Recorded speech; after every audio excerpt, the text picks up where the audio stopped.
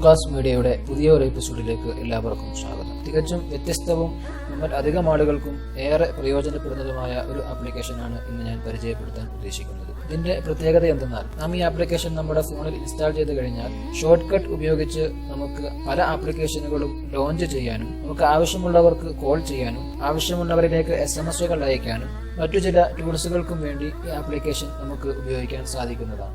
ഈ ആപ്ലിക്കേഷൻ നമുക്ക് പ്ലേ സ്റ്റോറിൽ ലഭ്യമാണ്. ആവശ്യമുള്ളവർക്ക് ഇൻസ്റ്റാൾ ചെയ്യാം.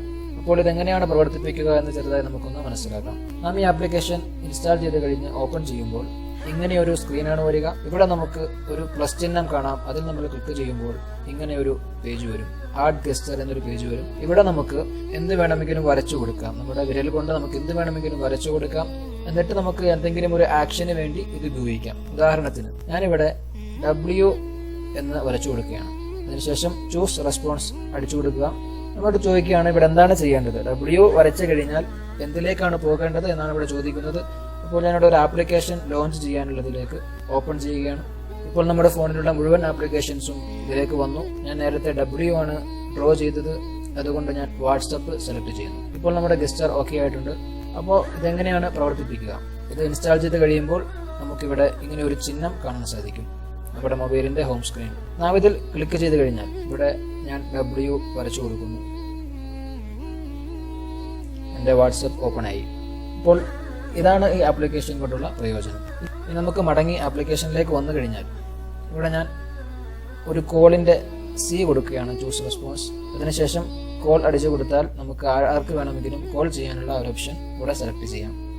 ഇനി ടൂൾസ് ആണ് സെലക്ട് ചെയ്യുന്നതെങ്കിൽ നമുക്കിവിടെ വൈഫൈ ഓൺ ആക്കാം, സൈലന്റിലാക്കാം, വൈബ്രേഷൻ മോഡ്, അങ്ങനെ പല ഓപ്ഷൻസും ഇവിടെ നമുക്ക് സെലക്ട് ചെയ്യാം. ഇനി ആർക്കെങ്കിലും SMS അയക്കാനുണ്ടെങ്കിൽ SMS ക്ലിക്ക് ചെയ്താൽ നമുക്ക് SMS അയക്കാം. ഇനി ഇന്റർനെറ്റ് യൂസ് ചെയ്യാനാണെങ്കിൽ നമുക്ക് ഇവിടെ ക്ലിക്ക് ചെയ്ത് കഴിഞ്ഞാൽ നമുക്ക് ഇവിടെ ഒരു വെബ്സൈറ്റ് ടൈപ്പ് ചെയ്ത് സേവ് ചെയ്ത് കഴിഞ്ഞാൽ നാം ഡ്രോ ചെയ്യുന്ന നിമിഷം ആ വെബ്സൈറ്റിലേക്ക് നേരിട്ട് ഓപ്പൺ ചെയ്യുന്നതാണ്. അപ്പോൾ ഇത്തരത്തിൽ നമുക്കിവിടെ സെറ്റ് ചെയ്യാൻ സാധിക്കും.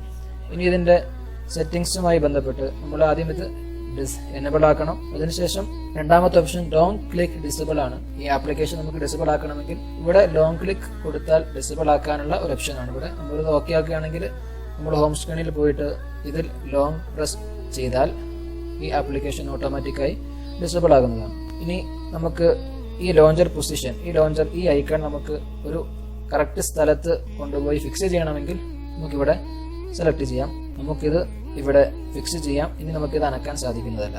പിന്നെ ഐക്കണിന്റെ സൈസാണ് സ്മോൾ, നോർമൽ ആക്കാം, ലാർജ് ആക്കാം, എക്സ് ലാർജ് ആക്കാം. പിന്നെ ഐക്കൺ ട്രാൻസ്പെറൻസിയാണ് ചോദിച്ചിരിക്കുന്നത്.